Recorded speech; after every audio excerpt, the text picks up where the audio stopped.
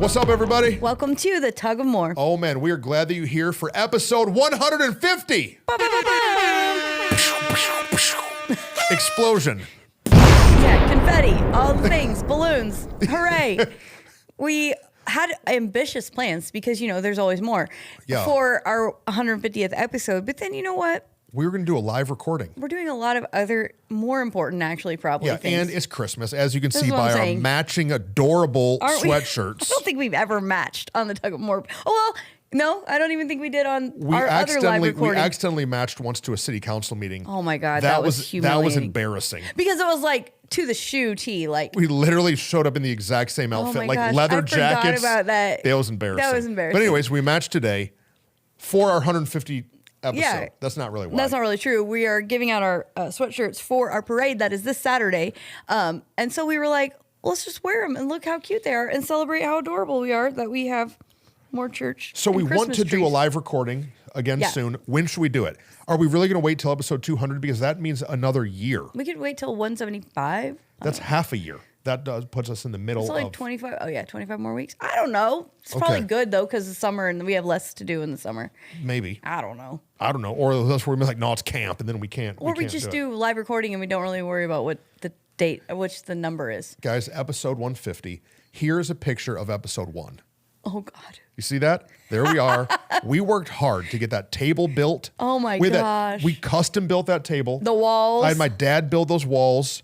Look. You guys, if you were at episode 150, the number of clothes Whitney and I each brought to pick what we were going to wear. And now I'm like, leggings and a hat will do. No, and I'm like, literally pull this out of a box, telling you we're so stressed for our first podcast about what to wear. I have my laptop on. Oh, God, that was the worst. I was like, bro, you're not allowed to have notes. And then on both sides of the room, there were whiteboards.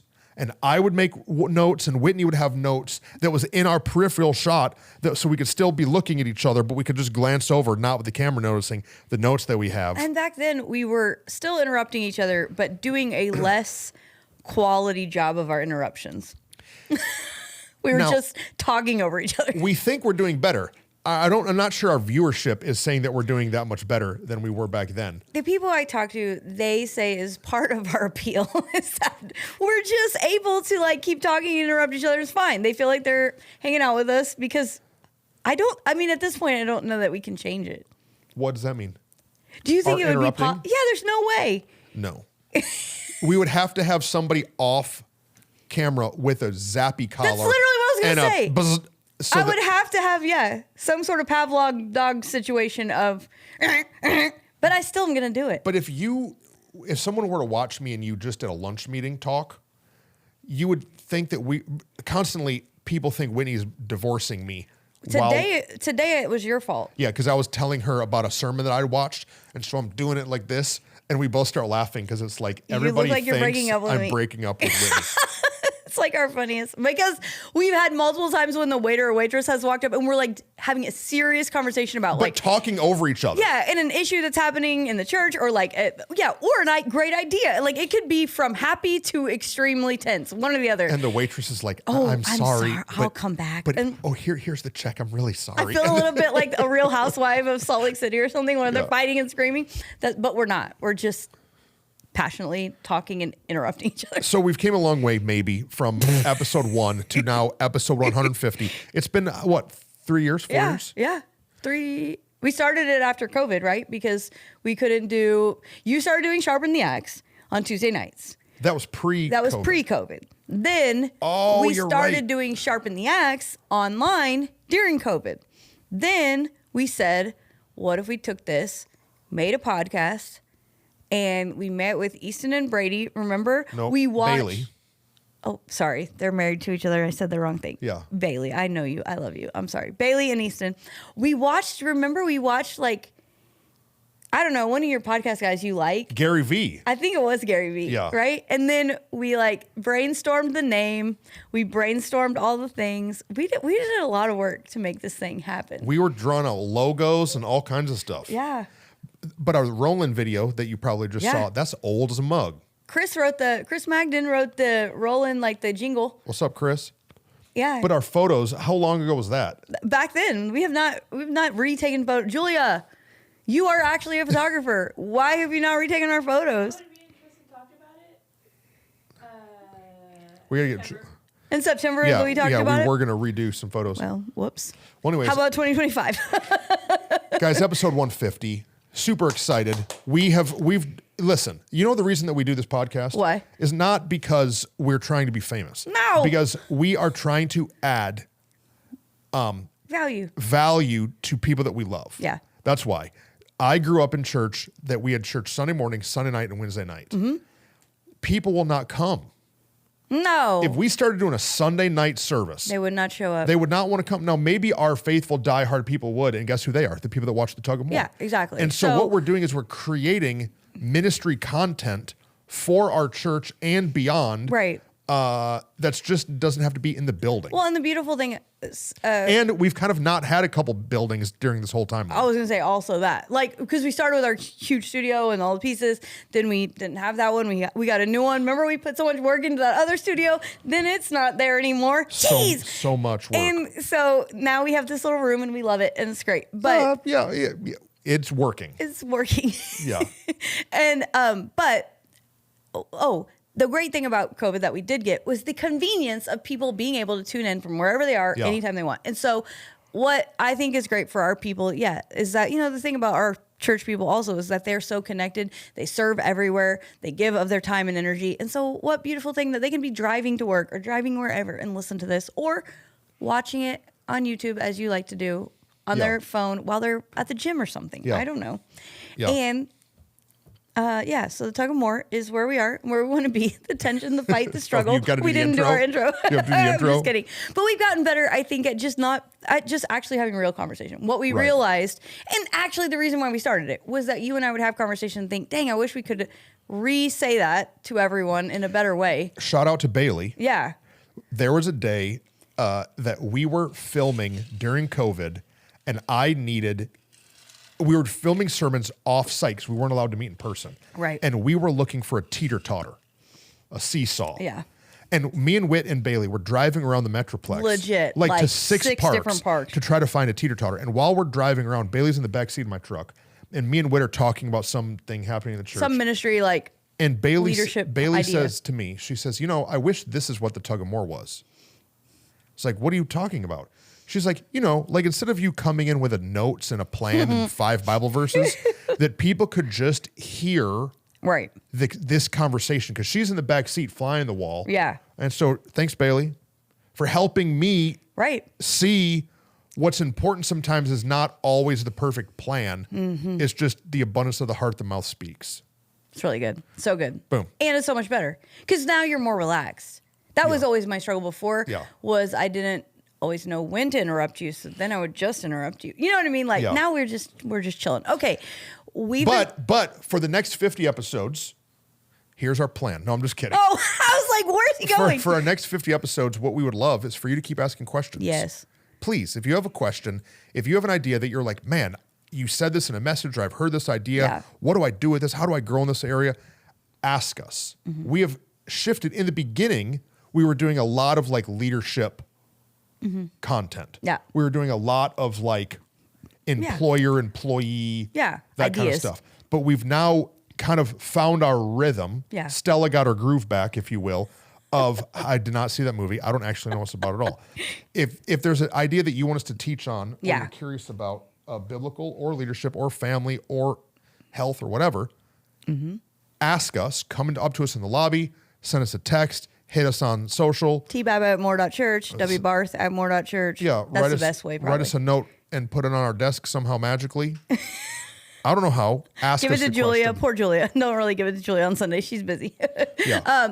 So one of the things we've been in a series talking about devil versus default. The last couple episodes we've been sharing kind of how to identify our default, then how to flip the script, and I don't remember what we called it, but how to rewrite it, our new default. And we've in this series gotten through the series in the church and then through the series in the podcast gotten a lot of questions from people specifically pertaining to this tension and struggle and fight of peeling off the onion layers of our default and stepping into more health. And so we just thought, okay, let's talk about some of those questions, because really what you and I did was take this 3-year journey and try to unpack it in 5 weeks, and then said, what's up, everybody? It's Christmas. See you later. Merry Christmas. We're not going to talk about this anymore. Have fun with your mom who damaged your everything. We've just like totally unpacked this idea that is making everybody like, oh my God. Yeah. And so let's talk about a couple questions that we've been being asked and go from there. I don't even know how to unpack. There's kind of 2 questions that we want to hit today. And they're big. They're on forgiveness. Right. But then the other one that I've gotten, now, if you've asked me a question, I don't want you to think you're the only person. Right. That's what I was going to say. This question I'm about to unpack, I've gotten 5 different times at least. I was going to say 6. I think from 6 different people, and I observe it in a dozen others. Yeah. Yeah. Okay. Here's the question. I'm not going to try to read them all. What do you do when one person in a marriage has done a lot of work and a lot of growth and is working on becoming emotionally elite, is working on identifying defaults, and the other person maybe hasn't made the same steps of visible progress. And so now there's this feeling of tension in the marriage because one is higher up in their health journey than the other. What do you do when you feel unequally yoked in your emotional awareness? These are the questions that I'm getting. Yeah. What happens when you have a man who has been apathetic in his relationship with God for a decade, all of a sudden become revived, awake in his relationship with God, and now this wife that's had to carry all the weight, this wife that's had to carry all the spiritual burden and leadership of the home, now you have this man that's trying to assume the role he should be in. He should have been in all along. He should have been in, but he wasn't. But now the wife is accustomed to carrying that load, and this now man is healthy and wanting to help, but that creates tension. Yeah. It's a lot of those kind of questions. There's a bunch of different questions in those questions, because some of it, of the like 2 different dynamics in a relationship, are not the man is further ahead than the woman. Some of them are woman is further ahead than man. Yeah. But then we've seen the other that's true with the men question. So I think both things need to be discussed. Yeah, because a lot of times the woman is the one that has taken the lead to bring their family spiritually. Right. And so we see that commonly.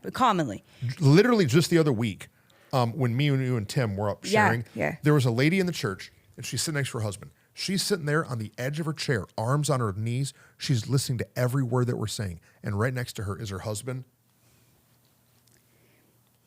arms crossed, staring off, looking at the ground, hating life. Why did my wife freaking drag me to this church where this pastor's up here talking about childhood feelings? That's the kind of the common thing that we see. The question that I keep getting now is, that guy woke up. Right. The guy who's had his arms crossed spiritually for so long, somehow Jesus magic and all these men of more church sharing their story. My husband has now woke up, and the wife is like, what do I do with this new man who actually wants to pray? If you are not a part of More Church, then I think it's important to specify and clarify something about us. So the 90s church that you and I grew up in. Oh, okay. Let's do that. Became a very, what they called seeker sensitive, but the truth was it was very female seeker sensitive church. Yeah. Because I don't know why, because they decorated for women. They it felt like men in that season of life got busy in their world, providing for their family, doing the things. And it was the woman's job to pick the church, to find the church, to take care of the home and the spiritual development of the family. Therefore, it really shifted, I believe, to a more feminine touch in church. And I'm like saying it like this, and I'm a woman. It made it so that I believe men didn't want to they didn't want to. It felt weak. It felt too tender. Well, it's mauve carpet. Right. It's communal pews. Right. Yeah, it's flowers on the stage. It's robes and gentle music. The church I grew up in, the drummer had one of those little rainmaker. Me too. Yep. And he was hitting that thing all the time. Right. That's not dude angelic vibes. and like super. Yeah. I mean, I went Emo, to like all the worship was like these emo-y, like big haired and makeup women songs. And the men felt like kind of out of place. Yeah. And honestly, and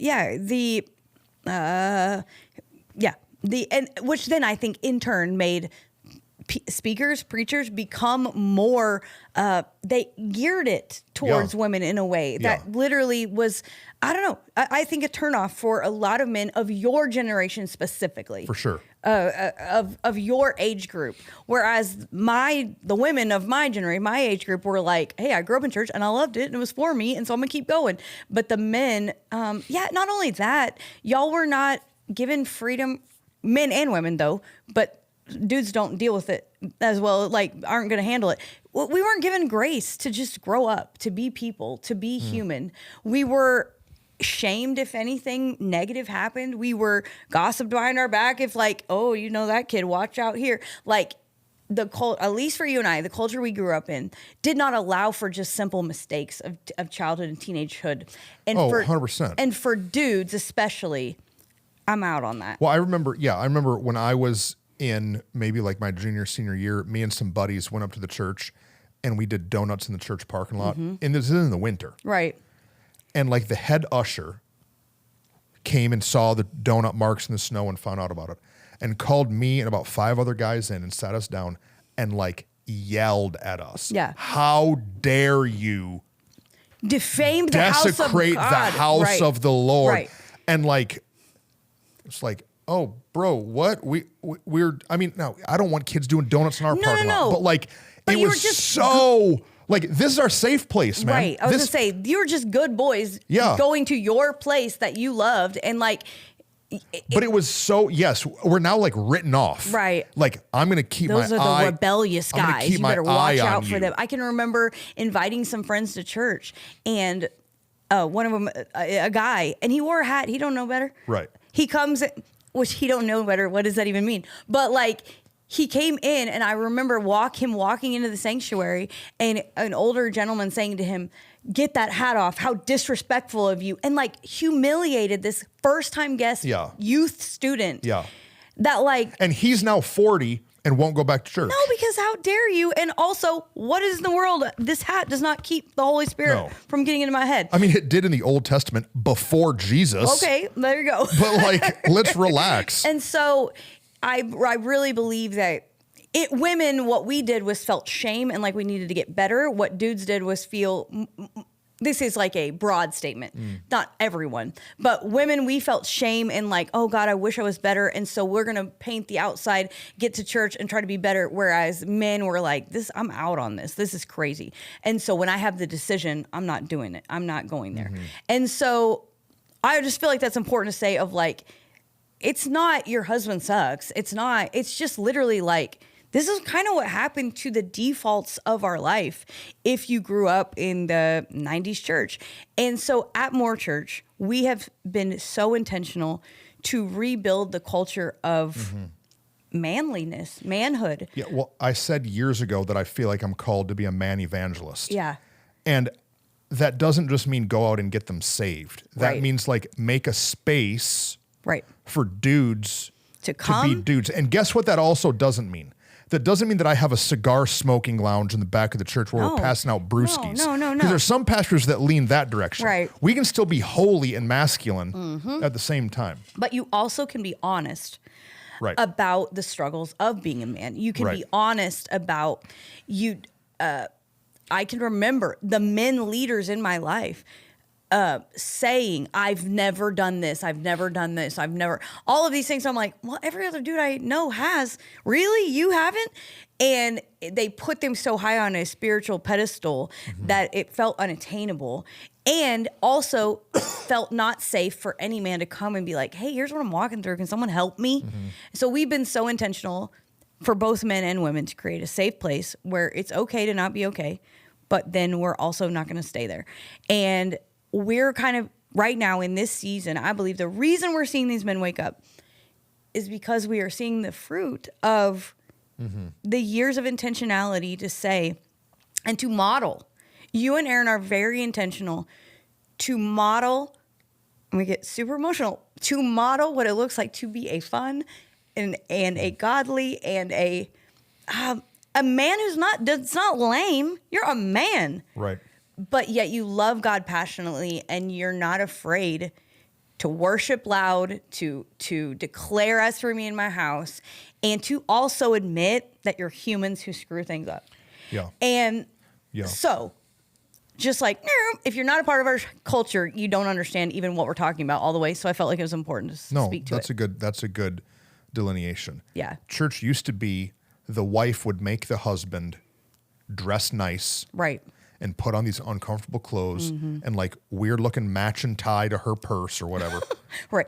And then go. I got an ad. It's Christmas. And so all these ads are coming in the mail. And just the other day on my counter was one of the ads was selling a new KitchenAid mixer. And then the other ad was from Harbor Freight and it had a picture of a drill press on it. And they were both right next to each other on my counter. And I thought, that's what the church is. A KitchenAid mixer is this beautiful, artistic, like piece that every Colorful. woman wants in their kitchen. It's literally like a status symbol of being a woman, right? A wife or whatever. And a drill press is a machine that is square and function. But do you know what they do? The exact same thing. Right? Right. They spin something. Yeah. They do the same motion. It's really funny. And if men were the primary kitchen user, KitchenAids would look like machines. Right. They would look like drill presses. But what we've done to the church is we've over the last 20, 30 years and maybe even before, we've made the church look like this soft kitchen. Delicate. Now listen, I cook, so don't be getting in your whole listen, I'm the one with the female executive pastor, so chill out. I'm saying we've turned the church into this like safe place that men don't feel allowed or comfortable or safe. And so what we've done is we've tried to make our mixer look like a drill press around here. That was really good. And like the reason that our lobby, we worked hard to make our lobby in this building look feminine and masculine. Right. It's white and clean because it's feminine. Right. But it's concrete floor and not a bunch of art on the wall and exposed beams because it's masculine too. Right. And so we're trying to build not only architecturally, but theologically and applicably, a place that both can be themselves. Yeah, and it's part of what we believe God's gift has done in allowing us to work together the way we do, because I make you safe to be fully a man. You don't have to be you're allowed to be as strong and as assertive and without being the guy who's terrifying in the lobby or in the office space or whatever, because you're not. Right. But the proof that you have a female literally around you every day that says, hey, this dude is safe. He's kind, he's gentle. It allows you to still also be tough and strong. And it's what? No, I'm just thinking about like the Mark Driscolls. No, right. I almost said it, but I didn't know. This vibe of pastor, which if you're not like a church nerd, you don't even know what I'm talking about. But like I could have very easily swung Mark Driscoll in a man evangelist, and I'm very gruff and aggressive, but it's the balance of the feminine gender that helps me also be aware if my strength is scary in places. And so your femininity makes my masculinity feel like women aren't nervous around me. Right. Because you're not nervous around me. Well, and my wife is not a shell of some of the tough thing about these real strong pastors is their wives are a shell of a woman. And so, and me being masculine lets you get up and teach very feminine teaching and cry and be emotional and not freak everybody out. In the very beginning, you don't even know this because whatever. When I would get dressed, I mean, in the very beginning, working with you, every Sunday, I would wear either a blazer or I would never wear a flower. I was so intentional of like what I picked because I was trying to prove that I fit on the boys club or something. But the more we worked out what this actually is, the more I was like, wait a minute, what am I doing? I am leopard print. I am sparkles. I am red, lipstick, whatever. That's who I am. And it allows the ability for men to be men, women to be women. We took a long time to explain that. Yeah, but, we spent a while But there. I think it's important to say that is why in this new season, we are seeing an awakening of both men and women, and why it's important to speak to, because for these women right now that are my age generation, we did not see our fathers nor our husbands at first. I mean, generally speaking. Yeah. Be Lead. the men that they were supposed to be. And so a lot of these women who are just now seeing husbands wake up and become the men they're supposed to be didn't even have dads who were. And it's kind of terrifying. It's kind of confusing. Because assertive feels scary. Right. And most likely was scary. By the same guy. Yeah. So or by their father, Yeah. one or the other, Yeah. you know? And so in this whole default thing, we're digging deep. We're finding out, oh, some of that came from when I was a 6-year-old little girl and I didn't feel worthy, or I felt unsafe, or I felt whatever. But now my husband is actually stepping into who he's supposed to be. Yeah. And it feels really uncomfortable and weird. And I think that because it wasn't modeled, then it's hard to know how to deal with it. Go. I think we're unpacking something even that we're going to have to learn how to teach. But we are. Because, you know, the kind of teacher that I am is I'm a logic teacher. Yeah. Not a feelings teacher. And so do you know, now I know I cry, I'm full of. Some would disagree. I'm saying as a man, I'm high feeling. Yeah. But logically in my is how teaching, I like break down thought. Yes. It's the reason that men connect to me. Absolutely. Because you are very logical in the way you explain and the practicality of God's word. And so what's happening is men are finding freedom. Right. In a logical sense. Sometimes faster than maybe their wife is in certain areas. And this is the question I'm telling you. I've got it so many times of the husband is stepping into something new and the wife is confused by it. Or maybe she hasn't.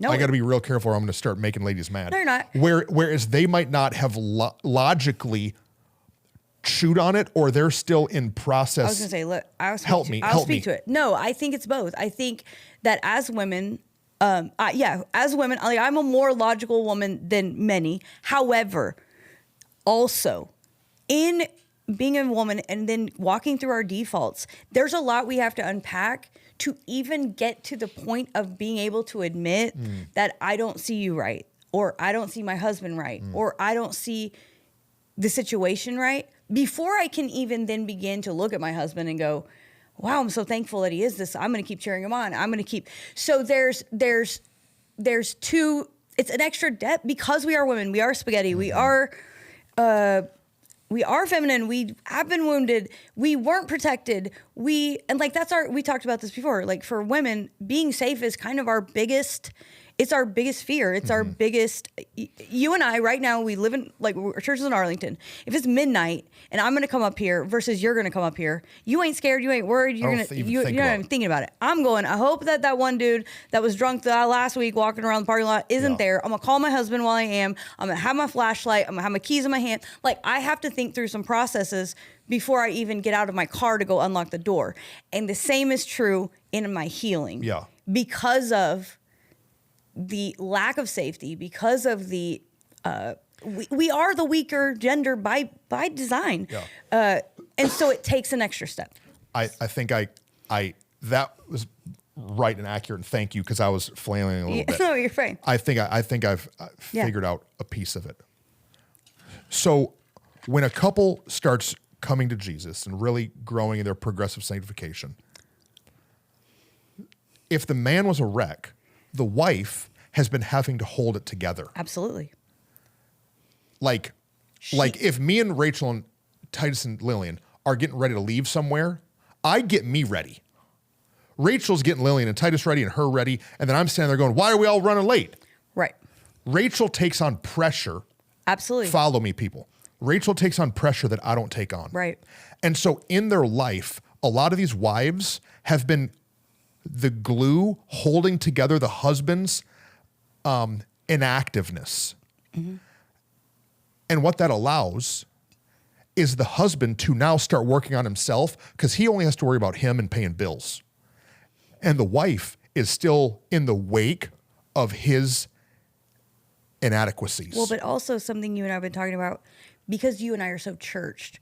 But in the wake of his non-engagement, she's still just having to keep the ship afloat.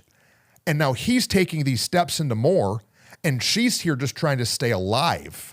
And then he's mad that she hasn't taken any steps. Well, and she's having to unlearn a role she was never intended to have in the first place. Yeah. You and I have talked about how because we are so church, we're having to unlearn church to then relearn it. Yeah. People who've never been in church, this is way easier for them to learn because they've never done it. And as a woman who had to fill a role God never intended her to fulfill in the first place, she's having to unlearn the role to then relearn her new role. While balancing getting the kids there, all the pieces of a wife's life. Yeah, you go on vacation. I'm the one making the checklist, making sure everything's going, making sure we got it. Yeah. And wondering, can I trust this husband? Right. Can I trust this guy? Because my systems have kept us all alive. Correct. And now this new dude's trying to come in and give some spiritual headship to our home. She's been the head. And there's a natural how dare you that happens. There's a natural, and rightfully so. Okay, that's why we've had the conversation. Yeah. Right now, I haven't felt like we've added any clarity to some of the men that are struggling. Yeah.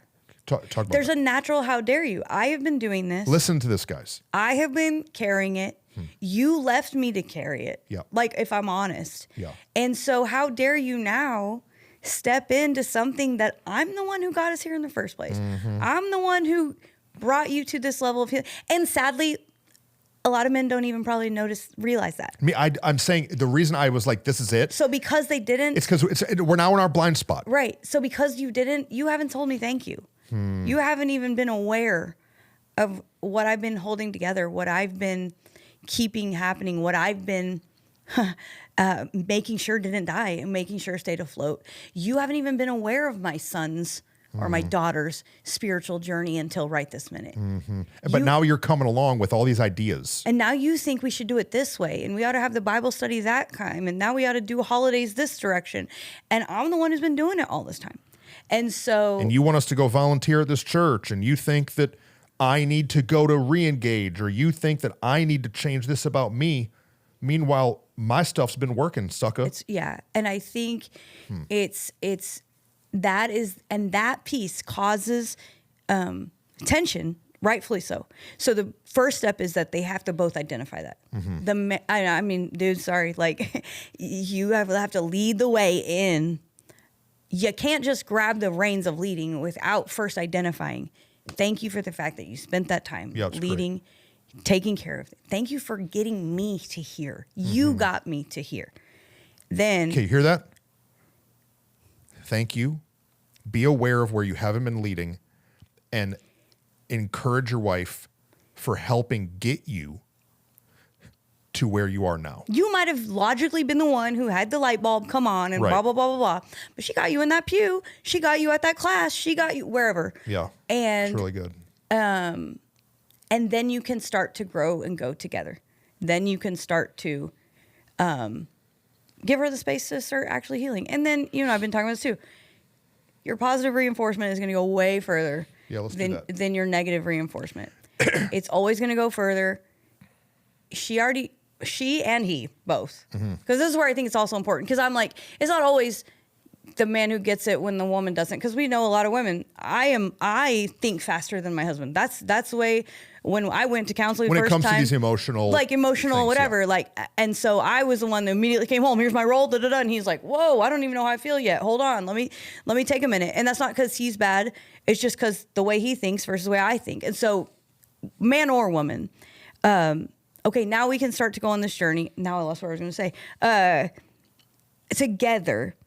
And then having the patience and grace for each other to positively reinforce what they're doing. I know when I'm doing wrong. In my own head, I'm all the time telling myself what I'm doing wrong. I already don't have enough grace for myself. I don't need you to add to that because I already know. And so you pointing it out just actually makes me feel like a bigger loser because I've been doing everything in my power to look like I got it together, even though I know I don't. Yeah. And I think the positive reinforcement for each other, cheering each other on, is going to leaps and bounds. It doesn't matter who's moving faster than the other. Both of you speaking life, speak to things that aren't as though they are, they will become, is going to do more every time than pointing out what they're missing, what they're doing flaw. I wish that 33-year-old Trustin understood that. Yeah, I wish 33-year-old Whitney understood it too, like for real. Because it would have saved Rachel damage from me. Mm-hmm. It's true. Because guys, here's what we do. We want to fix the problem. Mm-hmm. We want to help our wife step into her more. Mm-hmm. And so you know what we do? We give tips. We give steps. Mm-hmm. We point out what isn't right mm-hmm. and then tell her to do it different. And if I could change one thing about my marriage, it would be that I've done that so much. That's good. What I should have done and what I'm learning to do, I'm way better than I was. Right. What I'm learning to do is to speak encouragement, positive affirmation that she is and can. Let me ask what old Trustin would have said. But how do I then get her to actually take the steps? But wait, what about when's the right moment to, right? Like the fear was, don't you think the fear was if I don't say the wrong things, she won't get, like, we teach from the stage that the Holy Spirit is the one who convicts, who leads, who guides. That's the answer, is that you have to trust. But we just don't know how to trust it. Yeah, you have to just trust that God's going to do what you can't do. Mm-hmm. You know, I preached get off the throne. Yeah. But the other thing I had to do was get off of Rachel's. Right. I had to get off. I had to stop trying to be her king. I had to get off of her throne and trust that God was on her throne. There's a word. I've talked before about how God speaks to me through hammers. Yeah. I've told these stories about how I find these weird hammers. Well, me and Aaron, just not too long ago, took Rachel and Whitney to drop them off to a women's 3-day retreat. And while we're driving there, I'm on the expressway and I look over, I'm driving 70 miles an hour and we're going around this exit and I see a hammer on the side of the road. Whitney's in the car, my line, I'm dying. I thought we were going to die because of the fact that we're on a highway and So you stop the car. Yank the car over into the curb. I said, I just saw a hammer on the side of the road. Put it in park, jump out, run down the side of the interstate, and I pick up this hammer and I come back to the car and I'm amazed. I'm like, why is this? I feel like God's doing this. What is this? I found this hammer. And Aaron says to me from the back seat, are you not going to grab the other one? I'm like, what? So I run back to the same spot, dodging cars. Legit. Big trucks. A semi truck is coming. I was like, oh my God. There's two hammers right next. And these are nice hammers. Yeah. I looked them. I didn't tell you this. I looked them up. They're $80 each. Well, yeah. These are nice hammers. Why, God? Why? And do you know why? Because God's saying, hey, Trustin, I got a plan for them too. Right. Right. You think that you're the only one I'm speaking to, that you're the one who's got to get the voice. Right. You've got to have the vision. And it was like God, because they're going to this retreat, and I'm praying God speaks to Whit. I'm praying God speaks to Rachel. I'm praying that God does something for them. And he gave me these hammers. Right. And one of them I didn't even see, and I needed a friend to see, but I could preach a whole sermon on these two hammers. No, it's so good. He's got a plan for them too. And so, hey guys, God has a plan for your spouse. Yeah. If she's not a Christian, that's a whole other conversation. But if she loves Jesus and wants to step into more, get off her throne. Yeah, be patient. Do you know what has helped Rachel so much? That when I come home and I see the sink is empty of dishes, to tell her thank you and that it looks great, and to go and hug her and give her a kiss and say, baby, thank you for creating this place of peace, that the kitchen is so clean. Thank you. It smells so good in here. Thank you. It's really true. Instead of coming home like I used to do, like a knucklehead, and say, baby, what do I need to do these dishes? I mean, I'll do it. I've been at work all day, but I'll do these dishes if you need to because I'm a servant. She knows the dishes in the sink. Yeah, she does. She knows the laundry ain't done. She knows the last time we had sex or didn't. She knows all these things. Right. And so you know what's better for me? To positively affirm when she's nailing it Yeah. instead of constantly addressing when she's dropping the ball. So good. And if I could get a DeLorean at 88 miles an hour, I'd go back in time and I would beat the literal crap out of myself. It's really good, though. It's true. 42-year-old Tristan would go back in time and beat the crap out of 35-year-old Tristan if I could, because I didn't understand this. Yeah. I thought that all she needed was truth. Right. All she needed was love. I knew you were going to say it. Dang it. It's so true. It's true, man. So guys, Yeah. if you're one of the many guys Yeah. that have asked me about what do I do because I'm stepping into this, my wife is behind and she's not doing the homework and she hasn't found her defaults and she hasn't admitted her role, tell her good job where she is. Yeah. Because I bet she's doing great someplace. I bet. Now, listen. This is why women have affairs. 100%. Because there's some man out there affirming her. Absolutely. 100%. I mean, or he's rich. But chances are But he's just affirming her with, gifts then. he's affirming her. Absolutely. You know why the reason a lot of men have affairs? Because there's a woman who's gentle with him. Right. It's true. So good. So don't be yelling at him either. No, so if you're a Dang. No, it's so good. But that part before I went, when Whitney was talking about it, guys, you gotta get that part. Well, that's the thing. I'm like, okay, but if you're a lady, then you're probably still listening because you're like, that's right. He needs to do it. He better do it. Hey, Get him. We. That's what I wish I could go back in time and actually deal with my default and know that I was putting somebody else's face on my husband's body sooner than I did. I would not see the things he did do based in the hurt of what I just was. You would not see what he did do as love. No. You wanted love in your language. In my way, But you my couldn't- love language, and then based in what he didn't do in my love language, I only saw as a deficit based in my default. Based in where I didn't feel loved, I didn't feel worthy, I didn't feel cared for, I didn't feel safe, I didn't feel appreciated, whatever. And until I identified those defaults, there was a day that I won't say all the story just because it's a lot, but I had a moment of clarity where I realized an unworthiness issue in my life as a child. And it hit me like a ton of bricks. I had this flashback to my childhood that all of a sudden I understood. You didn't feel worthy. You didn't feel valuable financially. Like you didn't feel like your family wanted to invest in you. You didn't feel like you were worthy of gifts, love, adoration, extra special, whatever. And I identified it. I literally come up to the church sobbing because I in this moment, my husband's at work and I knew that Tristan and Tim both were actually at the church that moment. And I'm just telling them like, guys, this is what it is. This is this last piece in me that I have not identified and allowed myself to deal with in my default. I didn't use the word default thing because I didn't know, but you know what I mean?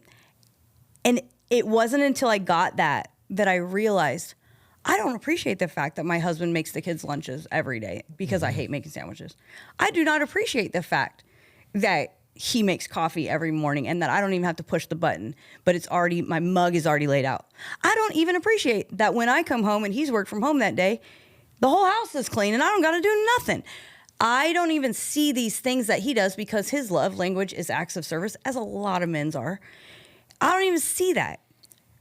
And instead, I am angry at these. I'm angry that he didn't think to put a big red bow on a car for Christmas that we can't afford. Like what? These elaborate. Or you're angry that he doesn't want you to go by Starbucks every day. Yes. Except unaware that he's been making you coffee in the morning. Right. And the only one that's making sure we don't go broke, because I sure would make us broke if it wasn't for him being the one that's financially responsible. And like, I didn't see it as love. I would not allow it to fill my tank, but then also would not allow me to speak the life into him. And yeah, I look back and it's in this season has been same as you, this constant conversation of like, dang it, I wish I could go back. In the last 6 months, having the conversations of like, hey, I'm so sorry that I did not speak the life I should have when I should have, because I was only telling you the lack based in my own freaking default. And ladies, we have to take this step to identify where we've been wounded, where a man made us not feel loved, worthy, safe, whatever. And are we just putting that on him? And if you've been praying for him to be where he is today, how dare you be so mad that he is? But we do. We get frustrated and we don't allow ourselves to see it, and all of it. I just think we have to be willing to look in the mirror and identify we all have places to grow. It is not, well, he had all these places to grow because he wasn't awake. I don't have anywhere. Finally, you caught up. No, I still got a lot of junk to navigate and to deal with. And so, yeah, we have to also, I don't know, add whatever you want to what I'm saying, but it's so good. It's 10 episodes. You've got to forgive the person too. So like, yep. I think that people get divorced or they can't heal because of the wounds of the past. Of yesterday, yeah. And like Rachel, wow. I've had to ask Rachel for forgiveness for pushing her too hard. Right. But do you know what Rachel's had to do? Forgive me. Right. And you know what Rachel has to do? In the moments I try to pick it up and jump back on the throne and I try to overlead her, she has to look at me with a lens of, I've already forgiven him. And he's jumping into default, not he's dangerous. Right. Not he's back where he once was. Not he's who he used to be. Right. Not, oh, here we go again. Right. She has to remember, it's really good. man, Trustin's came a lot farther. Yeah. You know what I have to remember? I have to remember how far Rachel's came. Right. Right now, our dryer broke. Yeah. Our dryer. And so we got so much laundry at the house. And I didn't have no socks this morning. But you know what I have to remember? The reality of where we are. Right. And I have to remember that even though I'm inconvenienced, this is not her fault. Yeah. This is actually my responsibility to get handled. Yeah. And so I'm not even going to give her my negative emotion because she doesn't deserve any of that. And I'm just going to tell her, good job. I was going to say, and in fact, thank you. When you identify it, speak the life. It doesn't matter if there are dishes in the sink right this minute. No. And I'm not going to speak to it. Thank you that you've been doing. Thank you that you've been doing. Yeah. This is weird because my mom listens to the episode. You know what I'm saying? Yeah. But Rachel and I's sex life is better than it's ever been. You know why? Is because I quit complaining about what it wasn't. Right. Right. And I started thanking for what it was. Correct. And it's been a literal game changer for us. Right. Because now she doesn't feel pressure. Right. She feels appreciated. Right. And so my needs are met because her needs are met. And because her needs are met, my needs are met. Right. Because my needs are met, her needs are met. No, it is. And it's like constant. Instead of telling each other what we aren't, we're encouraging what we are. And you're able to actually dance together in life rather than step on each other's toes, cause a lot of bruising. Like, for real, it's so... and then the other piece, I know we're getting to the end of like our time because people have been listening to us probably way too long. I just still feel it strong because of a lot of conversations we've had is like, whether you're a man or whether you're a woman and you've got clarity, and even if you think you can identify their defaults, give them the grace and the peace and the slow down, chill out. They're going to get there. I think you and I have navigated that with our own lives, but then other people around us, that's like, hey, just because they don't think it the way you think it doesn't mean they won't get there. And you're going to only cause problems if you keep pushing and trying, and even trying to identify. They've got to identify it for themselves. You've just got to keep believing and then keep working on you. Like all our re-engaged people talk about their hula hoop. I haven't taken the class, so I don't know. But you got to stay in your circle, stay in your lane, keep working on you, and just trust the Holy Spirit to do the rest and not get frustrated. Because you said the thing at the beginning, and I've heard a couple of people be fearful that they were unequally yoked or that they were leaving someone behind. Yeah. And you're not leaving them behind. You're not unequally yoked just because you got it right now and it's going to take them a year. It's going to take them 6 months. If they are actually making progress, if they're actually attempting, even if they're just actually open to it, you have to slow down, chill out, and not think, oh my word, they're never going to be like, no, that's not true. They're just different than you. Yeah. And there's a lot of, you're probably doing wrong that they're ahead of you in. And so, man or woman, I think it's just important to speak to. When I was single, I used to say, I want a woman who will complement my strengths and strengthen my weaknesses. Yeah. And Rachel and I finally have that in each other. Yeah. Yeah. But it takes a while. So if you feel like your spouse is behind, you're probably behind in an area in their opinion. Yeah. We're always, I'm behind Rachel in rest and trust in God. Right. I'm behind her in that. She's behind me in self-motivation. Right. Right. Which one's a bigger deal? Trusting God or motivate? Right. We're always behind somewhere. And so like, let's stop looking backwards and start looking forwards. And the forgiveness, the last piece, like we've talked about 100 times. We have a whole episode on empathy list if you haven't listened to it. Yeah. But as we've been going through our defaults, and Aaron and I have been like talking about our past and our history together, not our history together, our history, but we've been talking about it together. My childhood, his childhood.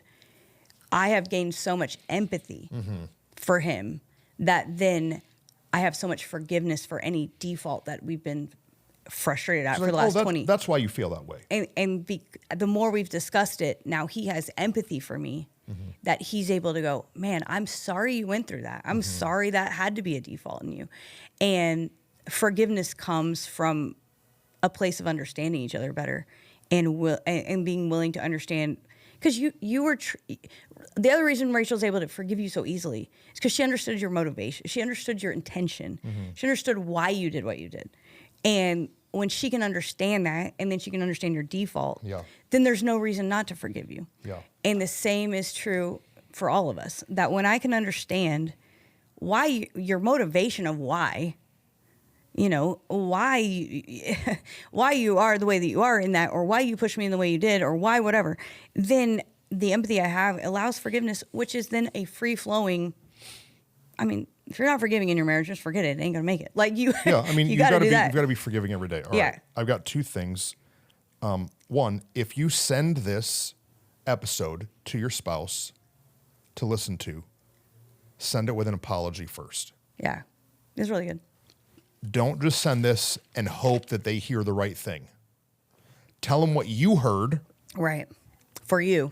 And apologize and then send it. And let my words be the heavy lifting. Let her words be the heavy lifting. Right. Let the Holy Spirit put the icing on the cake for it. Don't just send it without words of apology. Right. No, it's really good. Last thing. Please, wives, never tell your husband, I wish you were more like Pastor Trustin or Pastor Aaron. Please don't ever tell him that. Because you don't know what I'm like. You're not actually married to me. So you don't really know what I'm like. Right. And there's no way for your husband to hate me more than for you to say, I wish you were more like him. Right. No, and husbands. Yep. Please don't ever say to your wife, don't do it. I wish you were more like Pastor Whitney or Pastor Rachel, because you don't know them either. You don't know our crazy. And there's no way for your wife to hate this chick more than if she thinks, oh, my husband wishes he was married to her. Right. That's all. No, it's really, I mean, only because we've literally heard it from people before. Well, I hear it, that husbands I'm like, don't do that. That's insane. Or wives, it's really weird anyways when a wife comes up and says, I told my husband I wish he was, that's kind of weird. And I'm like, it's already weird. You want to get stiff-armed by me? Come and tell me that. You're about to get stiff-armed. That's weird. But like, don't say, and it's everything. I mean, like, I know people joke around about Pastor Enrique, or, you know. Whoever. Don't tell your spouse, I wish you were more like somebody, because you don't really know that person. No, it's true. And they're supposed to be them. You just want them to be the best version of them. And so, no, it's super good. And like, you're probably not listening anymore if you got offended by, like, don't get all hung up in the gender specificness of what we said. That is just the most often scenario of what we've seen. Like, Right. The same can be true backwards and the other way. And so if you're like, no, it's actually this for our home. Okay, cool, whatever. Then take it and apply it to you. It's so good. Dude, that's some deep stuff. That was deep. Dang, bro. Golly. But also we said all of it, truth and love. Yeah. Because we love you. Man, we love you guys, and we want you to step into more in your marriage and in your family and as a unit. And it's hard. Listen, it's hard. Emotionally elite is very difficult. Yeah. It's hard. You know, Olympic runners, they have to work so hard to take a millisecond off their run. Right. It's hard to be healthy. Dang. But do you know what's worse than the work to be healthy is just to keep drinking your feelings away. But just say that again, because what you just said is so important. Okay. This is not leaps and bounds overnight. No. They have to work so hard to take a millisecond off their race. Right. This is going to be a for the rest of your life journey. Yeah. But now me and Rachel are winning gold medals. Right. Right. No, don't expect it tomorrow. We used to just be getting participation trophies. Yeah. You're married. Good for you. Happy freaking anniversary. But It's really good. Our marriage is full of gold trophies now. Yeah. The work is worth it. But those it's milliseconds slow. in the race It's slow. is worth it. It's so worth it. Hit the track, do the job, Do the work. go have sex. Love If you're not married, don't do that. don't marry an idiot. Hey, that's important. We Break up should with do a them single one. Don't marry somebody. If they don't love God, peace out. right now. Right now, when it's over, call them and break up with them. Because I'm telling you, you're about to enter a lifelong of pain. Yeah, that's true. Dang. We tried to end it high, and then I was like... Trust was like, never mind. Episode 150. Woo! Hey, really, if you're still listening, we want your questions. Yeah. Hit us. Love you. We'll dive into them. That's the best. See you at the parade. Bye. I don't know. All right, bye. See ya.